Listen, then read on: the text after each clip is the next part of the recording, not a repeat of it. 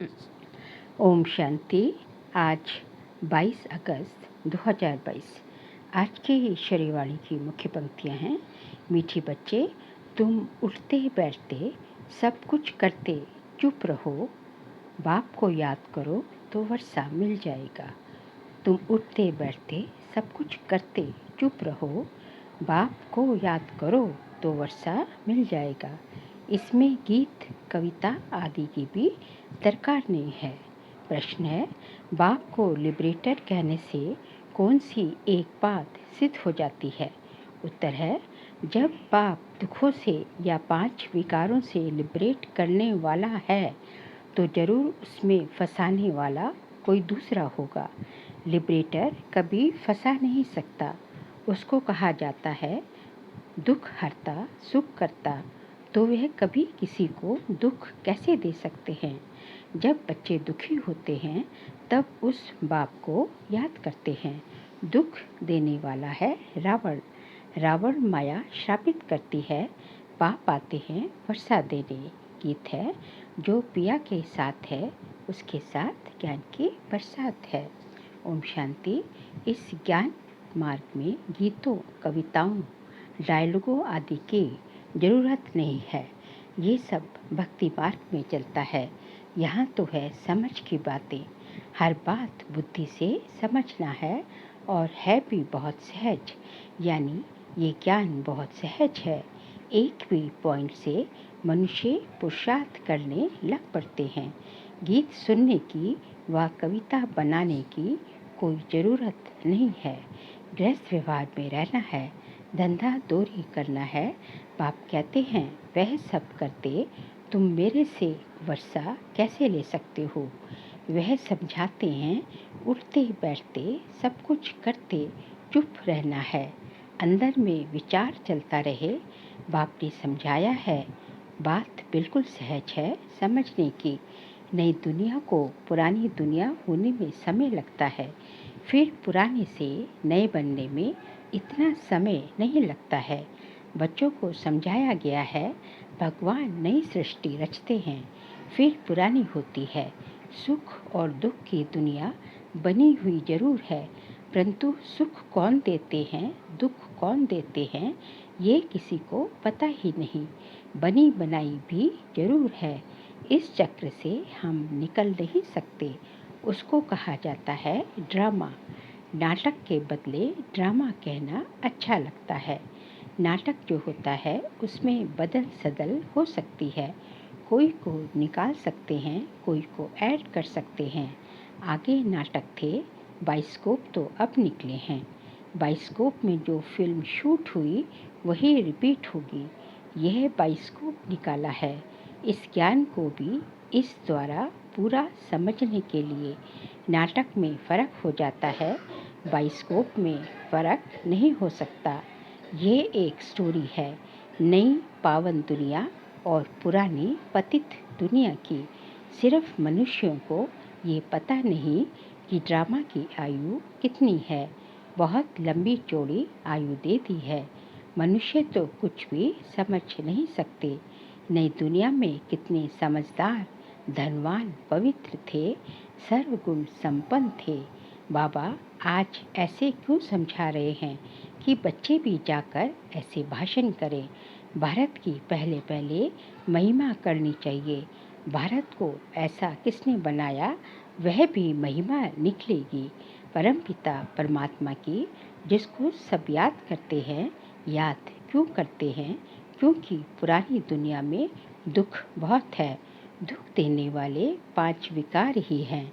सतयुग त्रेता को सुखधाम कहा जाता है। वह है ही ईश्वरीय स्थापना। यह फिर है आसुरी स्थापना, जिसमें मनुष्य 5 विकारों में फंस पड़ते हैं। समझते भी हैं भगवान ही लिबरेट करते हैं। जो लिबरेटर है वह फंसाने वाला थोड़ी ही होगा। उसका नाम ही है दुख हरता सुख करता। उनके लिए हम दुख करता कह नहीं सकते। ये किसी को पता ही नहीं कि ये दुख देने वाले 5 विकार ही हैं, जिससे ही भगवान आकर छुड़ाते हैं। बड़ी समझ की बात है। सारी दुनिया में इस समय रावण राज्य है, विकारों का राज्य है। सिर्फ लंका की बात नहीं, मनुष्यों के अपने अपने विचार हैं। जिसको बुद्धि में जो आया वह लिख देंगे। वैसे ही ये शास्त्र है, अपना अपना शास्त्र बना देते हैं। मनुष्यों को कुछ पता नहीं है। भगवान वाच, ये वेद शास्त्र पढ़ना, यज्ञ तप आदि करना, जो कुछ तुम करते आए हो वह सब उतरती कला के हैं। जो कुछ तुमने बनाया है वह अपने को गिराने के लिए तुमको मत मिलती ही है गिरने की, क्योंकि है ही उतरती कला। पावन दुनिया थी, अब पतित दुनिया है। आधा कल्प है नई दुनिया, आधा कल्प है पुरानी दुनिया। जैसे 24 घंटे होते हैं, 12 घंटे बाद दिन पूरा हो फिर रात होती है, वैसे ये ब्रह्मा का दिन और ब्रह्मा की रात गाई जाती है। विष्णु का दिन रात नहीं कहेंगे। ये कितनी गुह्य बातें हैं, सिवाय भगवान के और कोई समझा न सके। बाबा समझाते हैं, अभी तमो प्रधान से सतो प्रधान में जाना है। अभी अजुन अपनी बादशाही थोड़ी ही स्थापन हुई है। बाबा कितना सहज बच्चों को समझाते रहते हैं। सिर्फ शिव बाबा को याद करना है। तमो प्रधान से सतो प्रधान बनना है। ये बातें भी तुम अबलाएं ही समझ सकती हो। नई दुनिया और पुरानी दुनिया। नई दुनिया को रचने वाला है भगवान। नई दुनिया स्वर्ग थी, फिर नर्क किसने बनाया? रावण ने। रावण कौन है ये राज भी तुमको समझाया है। कोई भी विद्वान पंडित आदि नहीं समझ सकते। वह तो कह देते जगत मिथ्या है, सब कुछ कल्पना है। तुम समझा सकते हो, अगर जगत बना ही नहीं है तो तुम बैठे कहाँ हो? ये जो वर्ड रिपीट होती है उसकी पूरी नॉलेज चाहिए ना। नॉलेज ना होने के कारण कह देते हैं सब कुछ मिथ्या है। जिसने जो सुनाया सो सत्य। तुम तो एक बात में ही खुश होते हो। भगवान तो बहुत अच्छी रीति समझाते हैं। बाबा ने तो आधा कल्प का वर्षा दिया है, फिर रावण से हराया है। ये खेल बना हुआ है। आगे बाबा कहते हैं, तुम बच्चे जानते हो, हम अभी ईश्वर के बने हैं और उनकी श्रीमत पर चल रहे हैं। ये चित्र तो बहुत अच्छे हैं। सबके पास बड़े चित्र होने चाहिए। बड़े चित्रों पर समझाना अच्छा होता है। चक्र सामने खड़ा है, संगम युग भी सामने लगा हुआ है। कलयुग है काला पतित, उनमें लोहे की खाद पड़ने से काले हो गए हैं।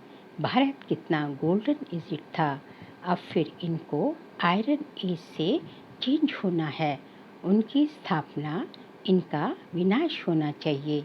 गाया भी जाता है, परम पिता परमात्मा त्रिमूर्ति है। त्रिमूर्ति का अर्थ भी कोई समझते नहीं। रोड पर भी त्रिमूर्ति नाम रखे हुए हैं। वास्तव में त्रिमूर्ति है ब्रह्मा विष्णु शंकर। ये तीनों देवताएं हैं अलग अलग।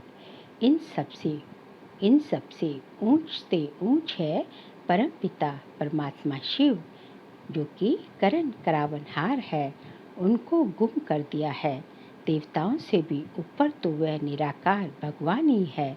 जैसे बाप निराकार है, वैसे हम आत्माएं भी निराकार हैं। हम यहाँ आए हैं पाठ बजाने। लक्ष्मी नारायण की डायनेस्टी थी। एक दो के पिछाड़ी राज्य करते आते हैं तो स्वर्ग की महिमा सुनानी पड़े। भारत कितना धनवान था। प्योरिटी पीस प्रॉस्पेरिटी थी। कभी अकाले मृत्यु नहीं होती थी। नई दुनिया थी। बाबा ने ही नई दुनिया रची थी। बाप 16 कला बनाते हैं। कहते हैं बच्चे मन मना भव मामेकम याद करो। ये है भगवान वाच। उनको पतित पावन कहा जाता है। श्री कृष्ण को ज्ञान सागर नहीं कहेंगे। फिर गीता में श्री कृष्ण का नाम क्यों डाला है? कोई द्वारा साक्षात्कार हुआ, कहेंगे बस ये श्री कृष्ण का रूप है। दुनिया में तो अनेक प्रकार के मनुष्य हैं। किसी में भाव बैठ जाता है, फिर उनका लॉकेट बनाए गले में डाल देते हैं। गुरु का लॉकेट पहन गुरु को याद करते हैं। बस ईश्वर सर्वव्यापी है, फिर तो गुरु और ईश्वर में फर्क नहीं रहा। ऐसे ढेर हैं। भगवान ने तुम बच्चों को पुरानी दुनिया और नई दुनिया का राज भी समझाया है। बाप बैठ नई दुनिया रचते हैं। अभी सब भगवान को बुलाते रहते हैं, आकर पावन दुनिया स्थापन करो या हमको पावन बनाए ले चलो।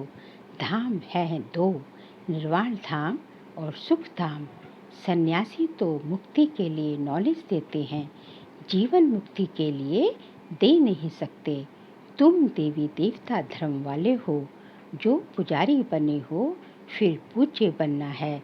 श्री कृष्ण सतयुग का प्रिंस है, उनकी महिमा होती है।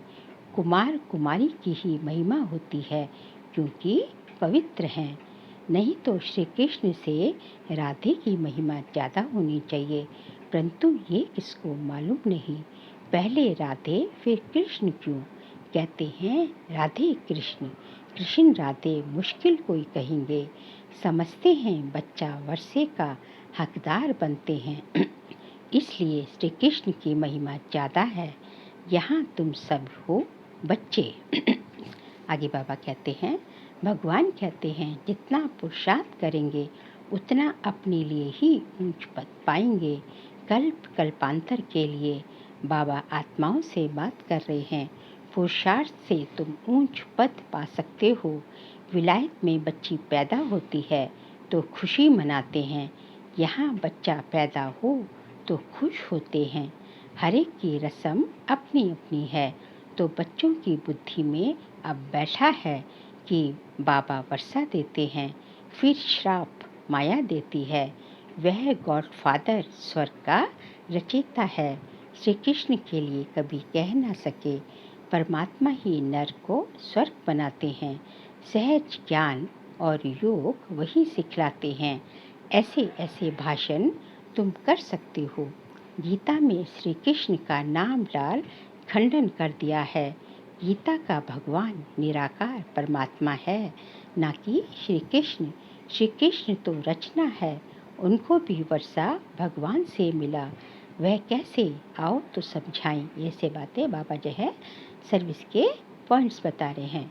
कोई भी बात उठाकर उन पर समझाने लग जाओ। पुरानी दुनिया नई दुनिया पर समझाने से उसमें सब आ जाता है। अभी अनेक धर्म हैं, उनके बीच आदि सनातन देवी देवता धर्म की स्थापना हो रही है। कितना समझाया जाता है, इन 5 विकारों को छोड़ो। घर में भी किस पर क्रोध नहीं करो। ख्यालात आने चाहिए कि जैसा कर्म हम करेंगे, हमको देख फिर और करेंगे।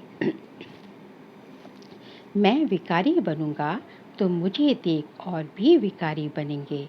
बाबा फरमान करते हैं, अब पवित्र बनो, स्त्री को भी पवित्र बनाओ। कोई पर क्रोध मत करो, तुमको देख वह भी करने लग पड़ते हैं। मेल तो रचेता है, तो स्त्री को भी समझाना चाहिए। फिर अगर तकदीर में ही नहीं होगा तो क्या कर सकेंगे। समझाना है कि पवित्र बनो तो पवित्र दुनिया के मालिक बन जाएंगे। बाबा समझाते हैं, तुमने 84 जन्म कैसे लिए।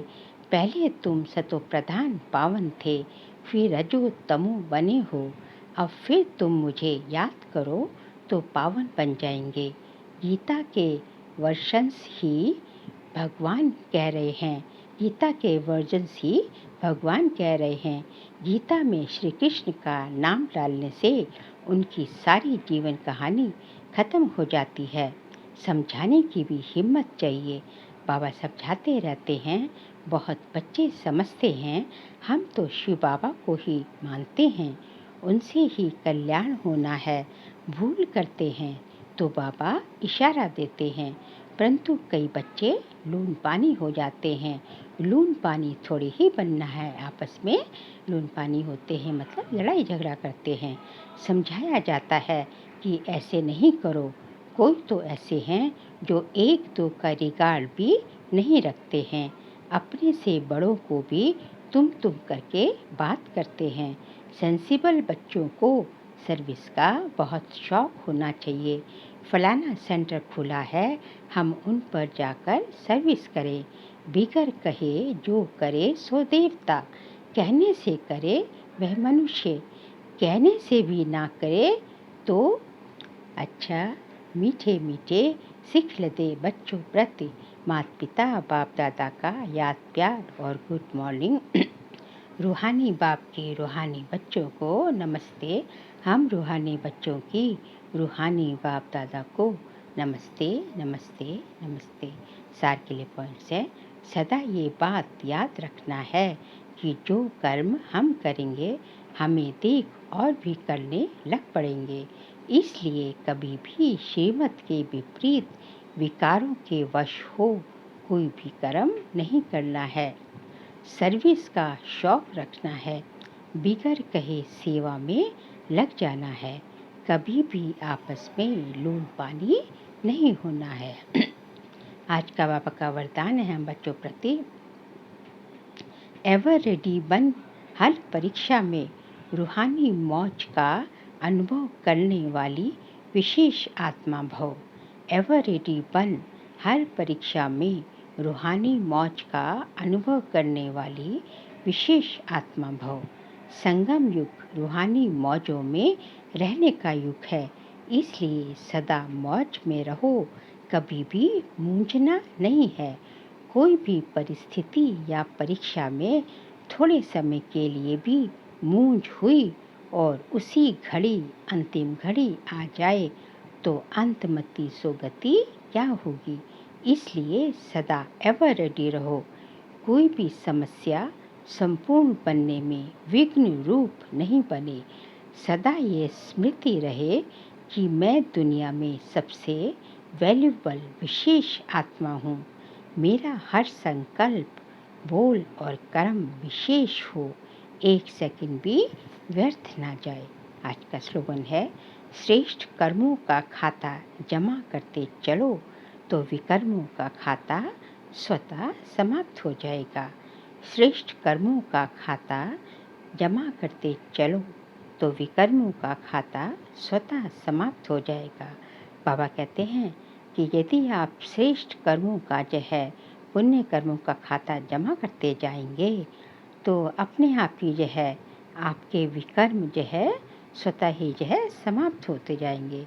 क्योंकि विकर्म जितने जितने बढ़ते जाएंगे पुण्य उतने उतने जो है धीरे धीरे धीरे धीरे आपके पुण्य जो है विकर्मों का खाता खत्म होता जाएगा। जैसे कि एक बकेट है, उसमें जो है गंदा पानी पड़ा हुआ है और ऊपर से उस गंदे पानी को जो है बदल कर स्वच्छ पानी उसमें भरना है, तो क्या यदि एक तो है कि उसका सारा पानी गिरा के हम उसमें स्वच्छ साफ पानी भरें और दूसरा है कि ऊपर से टैप वाटर खोल दें तो धीरे धीरे जो पानी बढ़ता जाएगा जो और पानी जो है गिरता गिरता गिरता जो है धीरे धीरे जो है सारा गंदा पानी खत्म होके बाल्टी स्वच्छ पानी से भर जाएगी। इसी तरह यदि हम श्रेष्ठ कर्म करते जाएंगे तो धीरे धीरे विकर्म जो है स्वतः ही समाप्त होते जाएंगे।